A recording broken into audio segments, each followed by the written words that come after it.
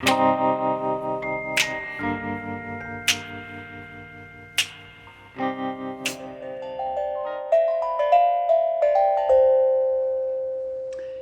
Instagram, what's happening? Is it Tuesday? I think it's Tuesday. We're still on lockdown, right? Yeah, it's been fun just being home, huh? We're all home. We're just home. Home. I'm happy that I love my family. I'm happy I love my wife and my kids and our groceries that we get a couple times a week, and that's about it. The rest of the time, we're just chilling. Oh, man, I see somebody that's about to join me. Let's see. Is he requesting yet? Is he requesting? Let's see. All right. Well, he'll request in a second. I want to thank my buddy Seth MacFarlane for hanging last night. We had a good time, and I got some great people coming up the rest of the week. Tomorrow night is Wednesday. That means Gary Janetti will be joining me. Family Guy writer, wrote an awesome book called Do You Mind If I Cancel? Hilarious guy who Seth credited last night with pairing Brian and Stewie. So if you can imagine his impact on Family Guy. And then on Thursday, we've got another Family guy, Patrick Warburton, plays Joe. Peter, hi. That's a little bit of Joe. But Patrick Warburton is awesome, and he's joining me on Thursday. And then on Friday, we have Jay Lee from the Orville, who I first met when he was a receptionist at Family Guy. So he is living the dream. He has put in the work, and love the way he goes about it.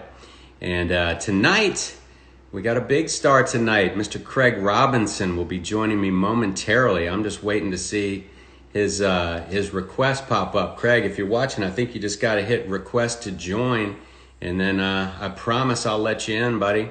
I'm looking forward to catching up with Craig. Craig, of course, you know him from The Office as Darryl Philbin. You know him from Hot Tub Time Machine. You may know him from Pineapple Express. You may know him from Eastbound and Down. You may know him from the Dolomite movie with Eddie Murphy very recently. And you may know him as Freight Train Brown. That would be Cleveland's dad on the Cleveland Show. And Craig is looking to join right now, so I'm adding him in. I can't wait till this guy pops up. I have not seen Craig in a long time, several years. So, Hey, is this guy a movie star or what? How you doing, man? hey, what's happening, brother? All is well. How are you? You rolling right now? You driving? You see me I'm rolling. good. Where are you going? I'm pulled over. You remember Crossroads when you were out in LA? The school? No, it's a vegan restaurant. Oh, no, I don't know it. Where is it? It's on Melrose. It's on Melrose. Okay.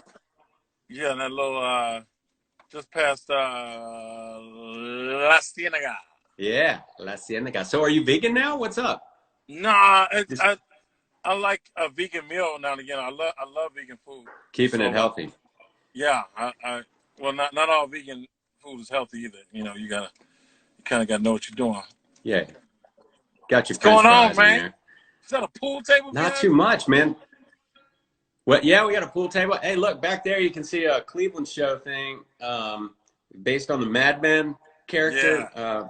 Back in the day on the Cleveland Show, Laura Hilker, who was my assistant, had that made for me because I loved Mad Men, and that was a cool thing to hang behind a desk. So, but yeah, man, are you? Wait, hold on. What? Are you?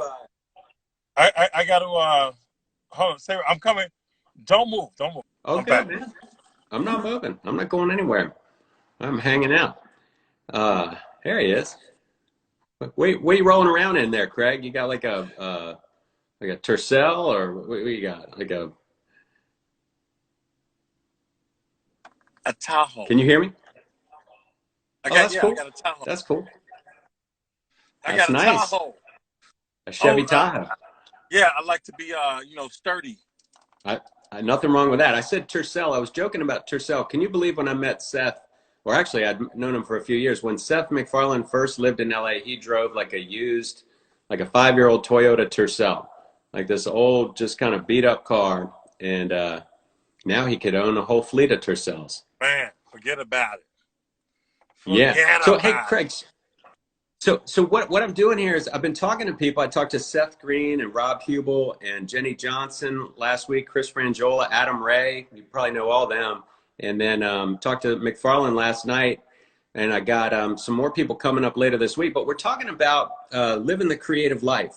You know, like what people look at you and they're like, oh man, look at that guy. He's a star. You know, I love him in this. I love him in that. You know, he's cool as shit on his social media and talk Who shows, says whatever. that? What's that? Everybody says that. Yeah, man. I went to an Angels game with you one time. I remember we went to a baseball game. You couldn't walk 10 feet without somebody wanting a picture, and you were nice as shit, man. You're just a great solid dude. And you remember when we first met? Uh, was it for your series? Yeah, but we had met before that. We met at a bar. We met at the Brass Monkey doing Oh, karaoke. okay. That's No, I don't remember that. Yeah, those What were happened? hazy days. No, nothing, man. I came up and said what's up, and then we talked, and I think you were, we sort of found some mutual respect on the work we were doing, and then called you in to be LeVar Freight Train Brown, Cleveland's, hard ass dad, and But we had first, some. first you hit me for kicked in the nuts. Yep, we did a kick to the. You know what? I'll post that later. Yeah, post Um, that kickedinthenuts.com. Yeah. Yeah, somebody stole that name from us because it lapsed a few years ago, but I got it back. I got to put the site back up though. Oh, Uh, nice. but yeah, man. So, all right. So when did you first realize you were funny? As a kid? Yeah. You know what? I don't remember what age, but I was young when I learned to use humor, and it was something natural. Like this is how young I was. My father had me reading The Three Little Pigs.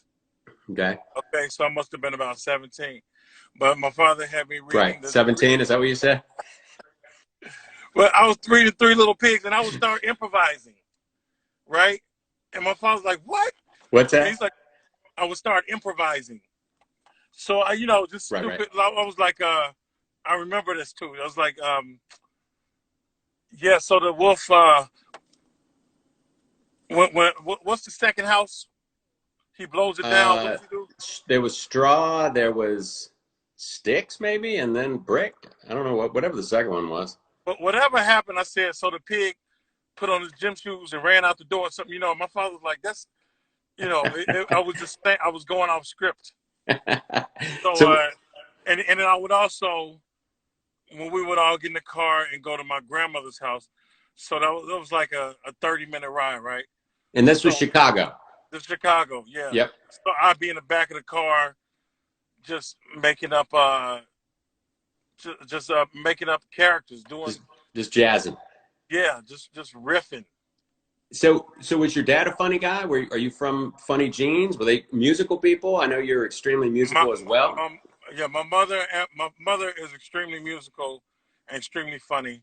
My Yeah. father's funny. He's not as musical, but he is musical. Right. Right. So So you like were my nurtured. father, yeah, we played a lot of, we had a lot of instruments at the house and stuff. Sweet. So yeah. So music and comedy were just sort of in your blood, and you were also being nurtured. So were you a cut up like in high school and stuff, or were you like the class clown? Did you imitate your teachers? Did you do all that I, stuff? I was one of the nominated for class clown, Oh, but okay. I did not win. And my mother also taught at the school I went to, so I could only get away with so much. Yeah. That's close to home. What about you? Were you class clown? I was class clown. My parents were divorced and they were artists, and I didn't. It wasn't. I was rebelling against kind of a broken household. So I was angry, and I would just make fun of. I'd make jokes about people, but I'd make fun of myself mostly, and then I'd imitate my teachers, and then. I always imitated people. Actually, I imitated this old man that I worked at a grocery store with in high school, and he became Herbert later on. So, it's just, you twist it, you throw a little pedophile joke in there, and you got yourself a hit When character. did the voices start? Come on now. Uh, early on, man, I would imitate everybody. And so, yeah, the voices, I just always imitated people. It's listening, and you're a great listener, and that's why you're a good singer, and you got good music, and you got great comedy timing. So what after that? Were you in plays and stuff in high school, or did you do any of that kind of thing? And when did you set out to say, screw it, I'm gonna go do this for a living? I was in like church plays. Okay. So we did the Wiz. Mm-hmm. Who'd you play? I was a tin man. Oh, sweet. Light some oil to me. So yeah, we would do that. I don't, and then in church in choir. So I was always in Right, right. church, always in choir, and always playing piano and stuff, man. Um, in college, I got bit with the comedy bug hard. Like I felt Where'd like you go? Where'd you go to college? Illinois State, Okay. Illinois State University, and it just felt like comedy chose me, man. I was um, I forget what year, maybe the third year of college, but I read this book, Judy Carter's stand-up comedy, and No, you didn't. I did. I was just talking. Do you know Chris Frangiola? He's a stand-up. I He's don't think I know Chris. I met him in 1991 in LA at the Judy Carter stand-up comedy workshop. And I was just talking with him last week. I know that. I know it. Keep going. Right. So I was like that, but by the time I got that book, I was like, I knew I was going into comedy.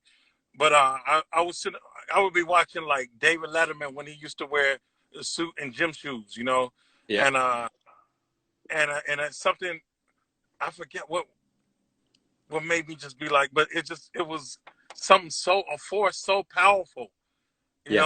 I remember telling my father uh, I wanted to go into comedy, and he was trying to, father, parents are the biggest dream killers, right? Right. So he Right. was like, only a few people make it with that, and but my mind was made up. There was no other way. So what'd you do? How'd you I was follow up on it? studying Did you to do be a school teacher, so I actually did teach for 3.5 years, first in Indiana, and then a couple years in Chicago. But yeah, it was all about getting over to LA and doing this comedy thing. But all while I was teaching, so all while I that's was my teaching, I question. was Were you working. doing stand-up too? Oh yeah, all while I was teaching. So I would Yeah. go teaching a day, and then I would do open mics and stuff at night. And I In was also Chicago. and I was also a bouncer at a nightclub called Intas. But Okay. Okay. I wasn't the bouncer that like kicked ass. I was the bouncer that was like, hey, I got the bigger bouncers. Like, hey, they're fighting over there. Right. You know, Right. I'm gonna go back to collecting That's these funny. tickets. Right. Right. That's funny. You were dispatching the hard guys. Um, so so then you did you just say after a minute of teaching, you said for a few years, did you just say screw it, I'm moving to LA? Is that it? Was that what you did? Uh, what happened was I went to I did a Montreal comedy festival. Yep. I did the New Faces, Yep. and I got a lot of heat from there. And from there, I went to LA and did like 2 weeks of meetings, and it was super stressful.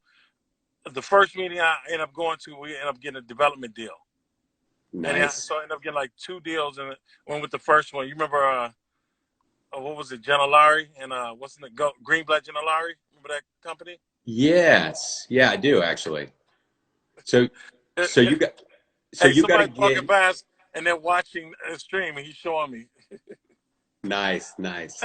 That's what you get, man. You get love everywhere. that. You deserve But it. he was across the street trying to show me his phone. I'm like, okay, so I thought maybe he wasn't talking to me.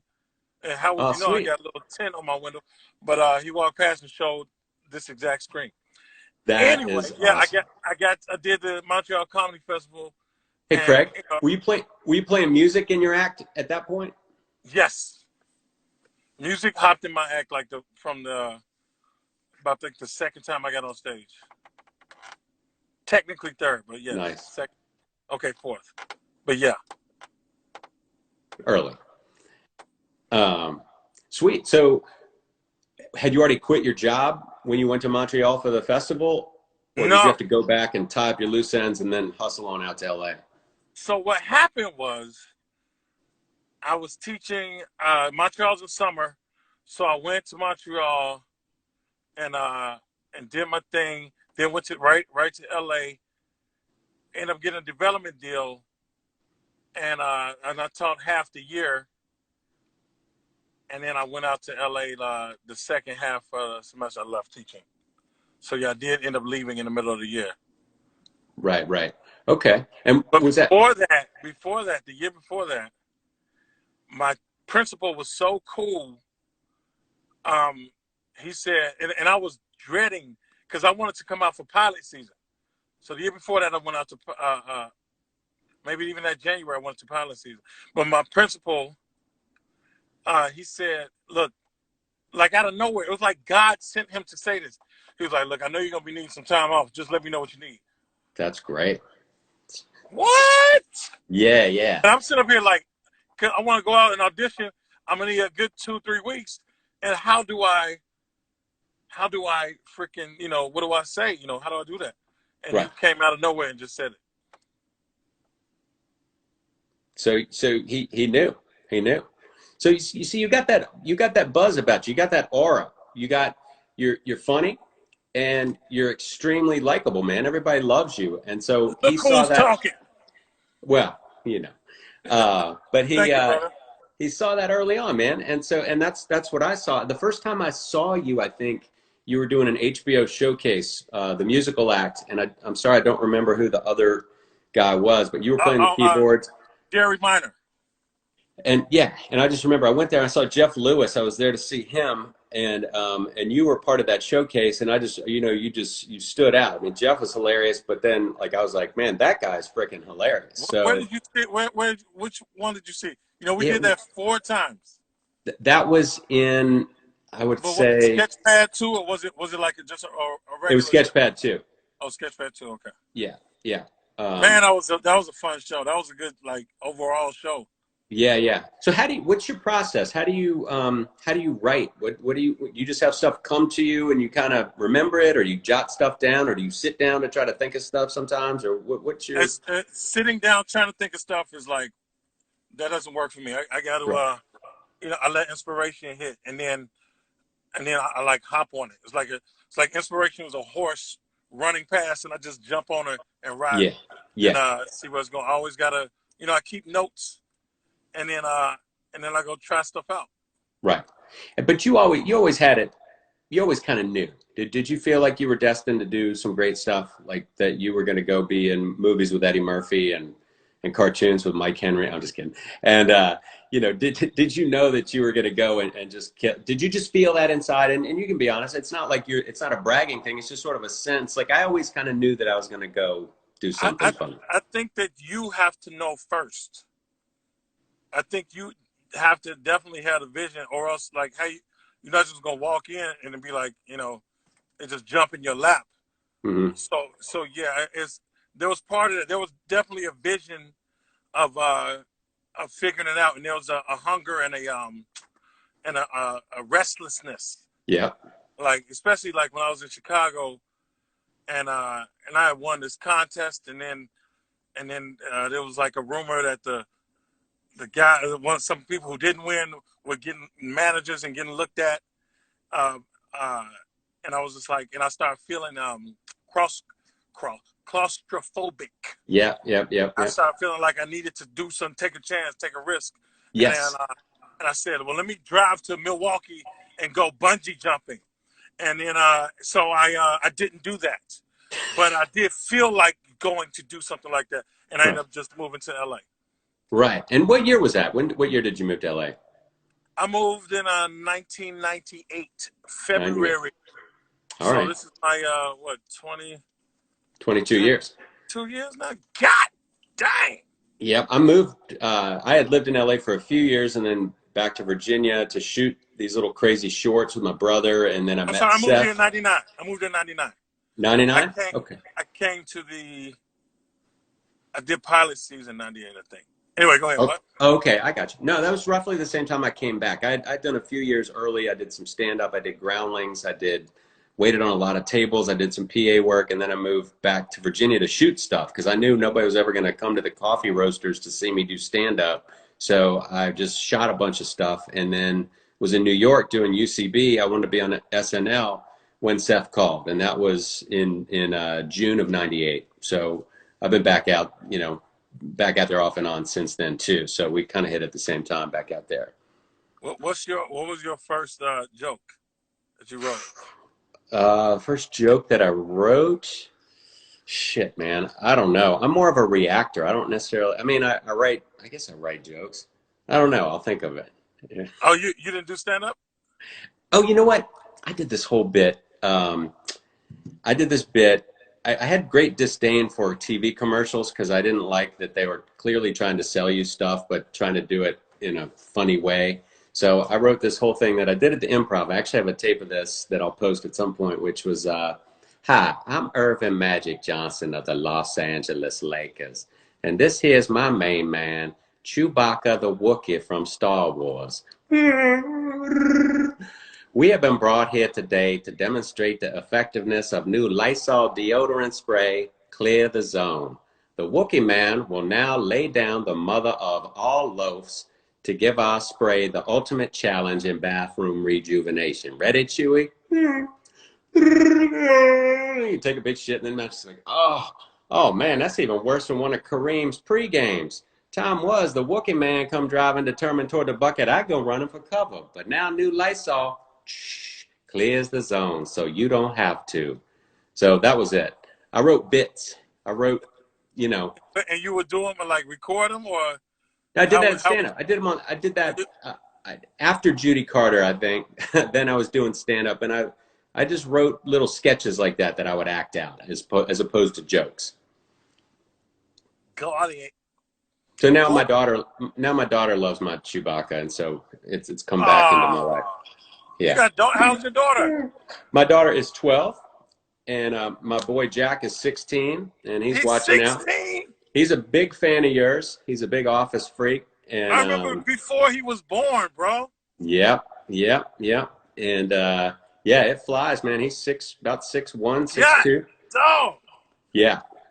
And man, I love having a family. I'm here in Virginia right now, and I spend a lot of time out in LA when we're not on quarantine. But you still got that spot in Santa Monica? No, I got rid of it.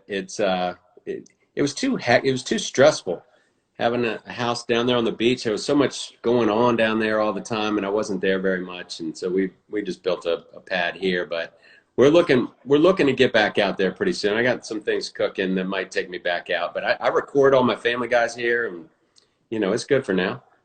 You probably got a suite set up, huh? I just go to a studio. Okay. Yeah. But I missed it. Your son playing baseball? Yeah, it sucks because he was, no season at all. Just, lost the season. This is a crazy, whoever, I think whoever has a birthday during this time is stay home, safety at home time, should get a do-over. Like, they don't age this year. Yeah, that's true. That's true. You know what I miss, Craig? I miss seeing you at the Cleveland show. Some of those table reads that we had. Oh, man. Those were epic, bro.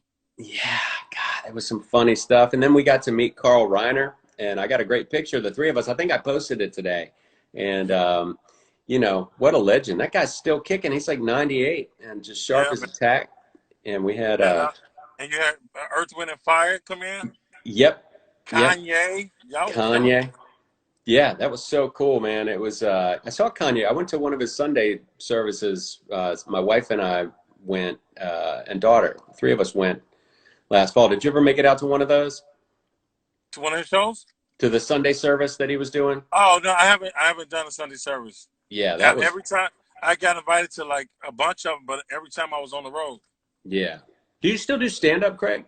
Oh, yeah. I mean, you got your specials, right? I haven't done any specials, no. Okay. Are you? I do too much music. Okay. Yeah. So what are you doing now? Nowadays, you know what? I just the Laugh Factory has a live stream every day at 2 p.m. every Okay. Monday through Friday. So Oh, I go over there and I do I'm like the band. It's just me on the keyboard and comics that coming in doing that thing. It's such a art form to just doing comedy with no audience. And yeah. these cats are killing it. I take it too personal. I start sweating right away. Plus my act is very audience You, participation. you feed So off of that. I really gotta like cut out and like no carve out the jokes that don't require audience and then do something with that. I got you. But Hey, there's people out there. Shout out to Melissa Villasenor for she did a home special, okay. a quarantine special is brilliant. She's Okay. amazing. I'm going to check that out. How do you spell that? So, Melissa.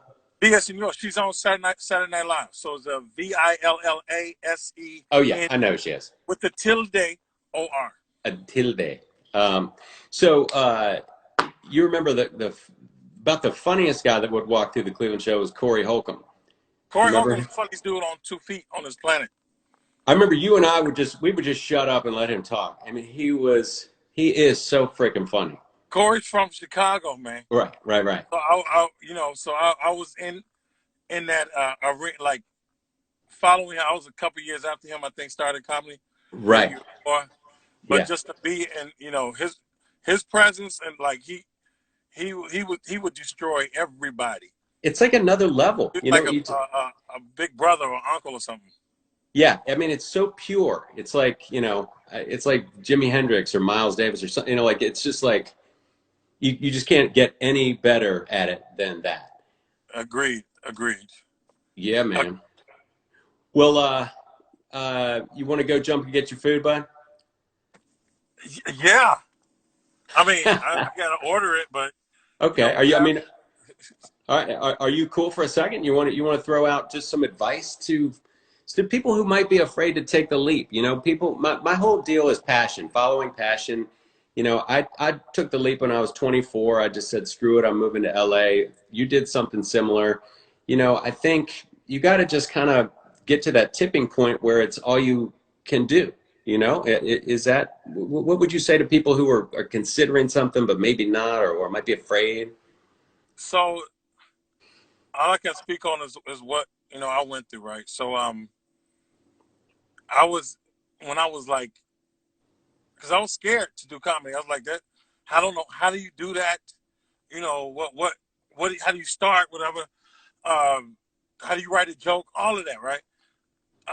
But I also would read a lot of quotes. Um, and there's two. One is anonymous. One is who said that? Who said thing? So God dang it. Anyway, here's the anonymous one. I'll do the first one. Of all sad words of tongue or pen, the saddest are these. It might have been. Mm. So I took that to be like, I could, just stay, teaching and do whatever, and then be like, man, I could have been funny. I could have done, and then be like, I might have done it, but then I read this other quote that said, "Do it in spite of your fear." Yeah. So it was like, okay, so I would see the stage, the steps to the stage, and there was a big wall of fear that I had to just walk right through and go figure out who I was on that stage, and That figure out how to do the comedy. that was in Hamlet. My buddy Jack Carnell is That throwing was. that up there. Are you sure, Jack? He might be joking. And, of all sad words, tongue, no, Henry David Thoreau, I think. Was it throw? Okay. Henry David Thoreau. Okay. On the pond, Walden Pond. On Um, Golden Pond. yeah, on Don't Golden go Blonde. breaking my heart. Hey, Uh, Cleveland. Hey, Cleveland. on Golden Blonde, we had those porno names. On Golden Blonde, On the Golden uh, Pond. the There purple was head of one, Cairo. remember 9 to 5? Yeah. Working 9 to 5. There was one called 8 to 4. Ah, God. Well, Craig, I love catching up with you, man. Do you have any projects did you have any projects halted while this thing is keeping it Um, down? what's funny is I got these voice projects, so nothing really halted, so to speak. Mm-hmm. Uh, we did sell a pilot, so that's but that's still kind of being worked on because they have to write it and everything. So they Right. just have extra time to write, and then but everything that halted was my road work. I got a bunch of dates that, and we're just pushing them back, Yeah. to see what happens. But yeah, Okay. so I like I'm still doing voice stuff. I like Carrie Cubby Bear posted, by believing passionately in something that does not exist, you create it. Hey, And that's, I do some I college carry talks. Cubby Bear. I love that. The theme of my college talk is listen, let your inner voice guide you along a path to a place that doesn't exist until you get there. So, that same kind of thing. And I love that. And that's what you're doing, man. And can you imagine a more fulfilling life than you're leading right now? Yes. All right. And are you working toward that? It might be in other Uh, areas that no, aren't yeah, professional. I'm working towards that. Yeah. But I do enjoy the life I lead, and I enjoy that communicating with people, and that love comes back. Yeah. Just Yeah. the projects I've been associated with, and it feels like you're everybody's friend. Yeah. You Well, know, that's how you feel. That's how you are. absolutely, man. Yeah. Hey, man, I'm gonna let you go. I know you wanted to keep it tight, and you know, I truly appreciate you jumping on here with me. It's totally cool, and I think it means a lot to people too to hear this side of things, and that's, we're not just entertainers and people on billboards. You're on billboards. Maybe I had a couple characters on a billboard here and there, but there's a lot going on, and a lot that brings you to that place that people don't necessarily dial in on. So I appreciate you being open and sharing your experience, and I just appreciate you as a person and an entertainer, and much love to you, man. Hey, love you, brother. Thank you for having me on. Yeah, Thank you. Craig. No fans of mine, bro. I'm gonna hit you up when I come out to LA. We'll go grab a beer, all right? Anytime. All right. Have a great night, Craig. Yes, sir. You too. All Bye, right, everybody. peace out. I'm gonna hang on for a quick sec. I'm gonna let you go though. I, I'm gonna I, I'm gonna I'm gonna stay all live. All right, right, bro. Craig. See you, man. Peace.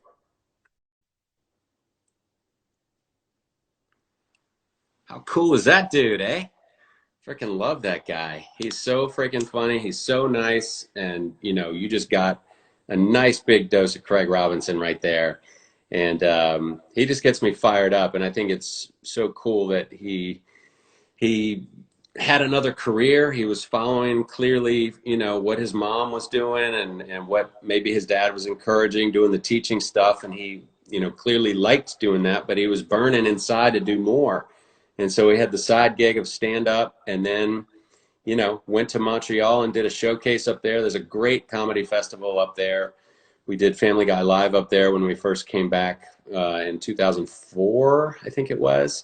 And, he's just living the life, and he's doing it because he has to. And, I just love this. I'm fired up. He gets me fired up. It's exactly what I'm into. And he's just a great dude. I can't wait to work with him again sometime, and can't wait to go get that beer.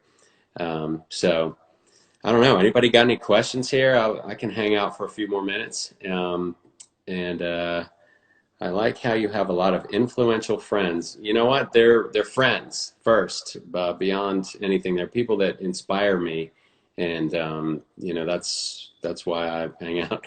Barry Purcell says Jack Carneal is cool, and I agree. Jack Carneal, I haven't forgot about you, man. I want you to do one of these one day and talk about your book, and we'll talk about our old times and have to keep it clean for the kids. Um, and yeah, what else we got? How many times did you see the Dead live? I saw the Grateful Dead. I saw them in DC in '86, I believe, with Tom Petty and Bob Dylan. And then I saw them as the Warlocks in Hampton, Virginia, which Jack Carneal was at and fed my brain. And I saw them several times. I saw them once in LA, and I saw them 6 times in Vegas over a few years. So however many times that is. And I've seen Dead and Company many times. Just saw them 3 times in January. John Mayer is unbelievable on that guitar, and it's so cool seeing the Bob Weir and the drummers, and then the young guys bringing some energy to it all. It is just the best. So, how do you keep a close family as we, and then it cuts off. Warlock's epic, yes.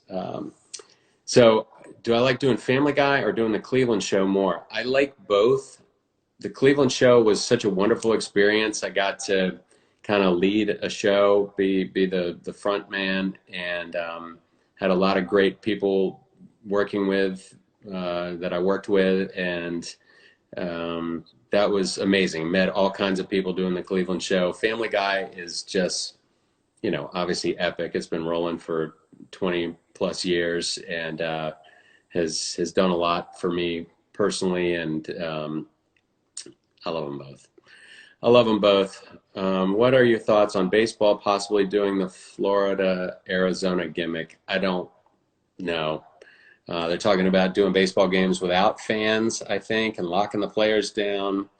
It seems a little, I don't know. I described it the other night as like wearing a cock ring, which I've never done, but I just don't think it would feel right. So, yeah. Do I watch shows that aren't yours, like Bob's Burgers or Rick and Morty? I've seen Rick and Morty. It's hilarious. I've seen Bob's Burgers. It's funny too.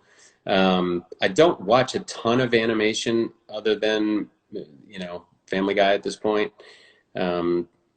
Greased Up Deaf Guy. What is that? What is that question? Are we going to see the Greased Up Deaf Guy and Herbert more in Family Guy? I don't know if Greased Up Deaf Guy's coming up anytime soon. Herbert definitely is. Are any of the characters based on folks you meet in passing? Yes. All of them are. And I just crank them up, give them a different spin. And again, I'm just imitating people and then exaggerating it and exaggerating their characters. People often ask me about doing a voiceover demo. What do people look for? What should they do?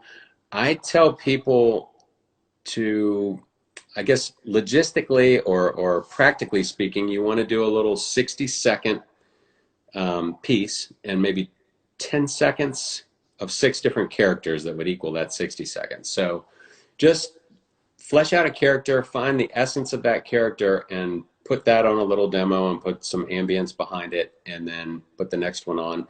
But the most important thing beyond the logistics or the length is create three-dimensional, even though it's probably two-dimensional animation, three-dimensional characters. Create characters that have some kind of subtext or irony or, oh no, Jeffrey, come here for a second. Like you say that and you instantly kind of know who that guy is. And you don't have to spell out who he is or what he wants. It's just sort of who he is. And again, it's sort of hearing people and imitating them. Any advice for people who want to be an animator for Family Guy? Seth and I talked about this a little bit last night, and if you want to do Family Guy, that's great, and keep trying, but just do your own thing.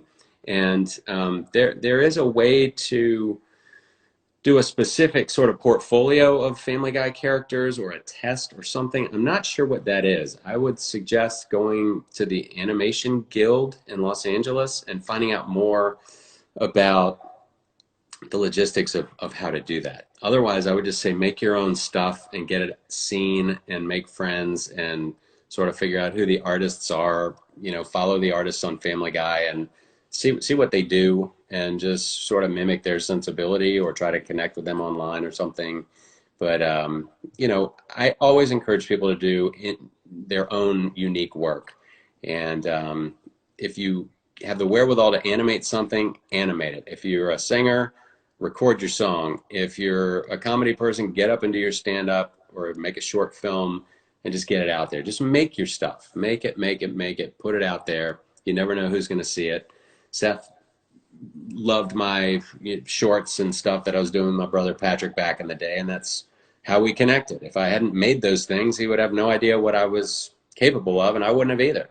So just do your stuff. And again, just bringing it back to Craig, Craig Robinson is a real deal. He's an authentic person. He is not putting on personas. He is not playing games.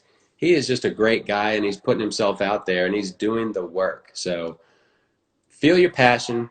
Close your eyes. When you close your eyes at night, or you're sitting in a chair and it's quiet and you're thinking or praying or meditating about what it is that you want to do in whatever your situation is, just trust that feeling and don't be afraid to act on it and put it out there, and tell the people you're close to, and just start doing it, and it will lead you wherever. So that's my self-help advice for the night. So much love and thanks to Craig Robinson. Tomorrow night, I'm going to wind it up here. Tomorrow night, I've got Gary Janetti, who I mentioned at the top of the show. He's got a great book out that I read called Do You Mind If I Cancel? And it's an anecdotal biography, basically, of him growing up in New York and figuring out who he was or who he is. And it's very funny, and you can totally feel Stewie when you read this book. And Seth credited him last night with actually pairing Stewie and Brian. It was Gary's idea. As I met Gary when I first got to Family Guy, I think we had the same first day, which was 1 week into the beginning of it all. And he sort of identified Stewie and Brian as a comic duo, and look what that's become. So I can't wait to talk to Gary tomorrow night about these kinds of things, following the passion. Thursday night, Patrick Warburton. You know him from Seinfeld. You know him from, he was in Ted 1 and I think Ted 2. You know him as Joe. You know him from as Lemony Snicket. You know him as The Tick. And you know him from a million things. He's freaking hilarious and awesome. Again, Joe on Family Guy. He's one of the guys. There's Cleveland, Joe, Peter, and Quagmire. And then on Friday, Jay Lee will be joining me. Jay Lee, I met when he was the receptionist at Family Guy. He had first moved to LA to pursue comedy, music, writing, acting, all of it. And he is doing the hustle. And he is now a regular on the Orville. And he is just a great guy. And he sort of exemplifies all that I think is cool as far as just doing it, as identifying the passion and finding a way to make it happen. So, all right. So, hey guys, see y'all later.